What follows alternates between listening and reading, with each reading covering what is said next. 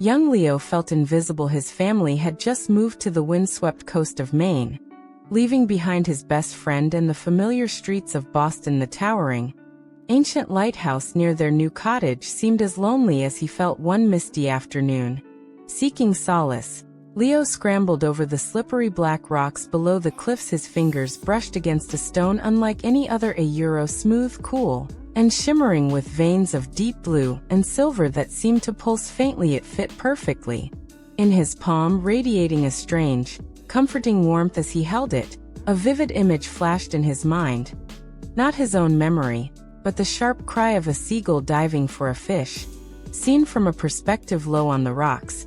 As if the stone itself was watching, Leo gasped, almost dropping it. This wasn't just a rock. He named it Remy. Every day after school, Leo rushed to the cove, clutching Remy tightly. He'd whisper his worries, the kids who ignored him, the confusing math homework, how much he missed the city's noise. Remy responded not with words, but with floods of sensory memories. Leo would feel the salty spray of a storm from decades past on his cheeks, see the intricate pattern of frost forming on seaweed one frigid morning a century ago, or smell the pungent aroma of lobsterman's bait from a long-gone wooden trap. The rock remembered the warmth of countless summer suns soaked into its surface, the bone-deep chill of winter ice encasing it, the precise texture of every barnacle that had ever clung to its side. It held the echoes of laughter from children long grown, the mournful sighs of foghorns in the night, the relentless rhythm of the tides wearing the shore smooth. A profound bond grew. Remy became Leo's silent confidant,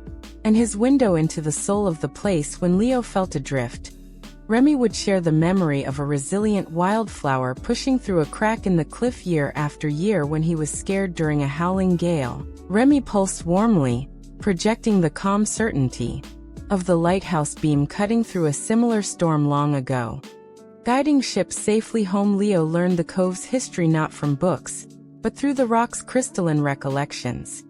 The joyous celebrations when the lighthouse was first lit, the quiet sorrow of shipwrecks witnessed from its stony perch, the playful dance of seals basking on sun-warmed ledges. Generations before he was born, Remy anchored him to this new, wild home. Then came the terrible day. Leo's little sister, Maya, fascinated by the shimmering stone, grabbed Remy while Leo was drawing. She toddled towards the water's edge. Leo lunged, catching Maya just as a wave surged, but Remy slipped from her tiny hand. It vanished instantly into the churning, foam-flecked green water. Leo searched frantically, tears mixing with the salt spray. His hands scraped raw on the barnacles, calling Remy's name into the indifferent roar of the ocean. Days turned into weeks. The cove felt empty, silent, devoid of its ancient magic.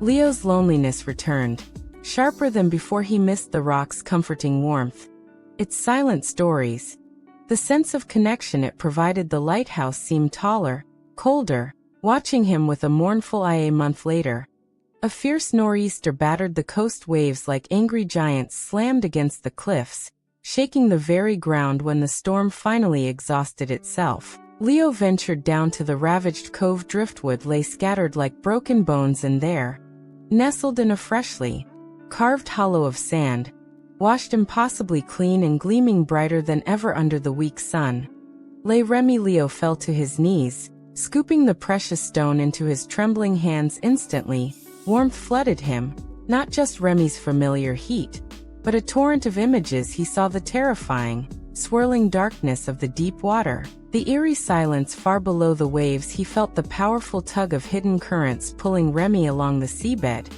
He witnessed the dazzling dance of bioluminescent creatures in the crushing blackness, a secret light show unseen by human eyes. Remy had not forgotten him. It had simply gathered new stories from the ocean's heart. Holding Remy close, Leo understood the rock wasn't just his companion. It was the memory keeper for the entire coast. Its purpose was to witness, to hold every joy, sorrow, storm, and moment of peace this place had ever known. Its return wasn't just a reunion. It was a reminder that even when things seemed lost, the world held deep currents of connection and stories waiting to be rediscovered. Leo knew he would share Remy's gift, whispering its tales to Maya when she was older, ensuring the rock's ancient memories lived on. The loneliness lifted, replaced by a profound sense of belonging to something vast and timeless. Leo kept Remy safe on a shelf by his window overlooking the cove on quiet nights. He'd place his palm on its cool, smooth surface. Sometimes he'd revisit the taste of salt spray from a long ago storm, or the comforting beam of the lighthouse piercing the fog. Other times, entirely new sensations emerged. The frantic flutter of a trapped crab Remy had brushed against underwater, the soft sigh of sand settling after the storm's fury, the distant, hopeful cry of a migrating whale passing by in the deep. Remy remembered everything, and Leo understood his role: to listen, to safeguard these whispers of the earth and sea, and to know that within the stone's silent memory, he, and this place, would never truly be forgotten. The rock pulsed gently, a silent heartbeat echoing the timeless rhythm of the waves, holding the world safe within its blue and silver veins.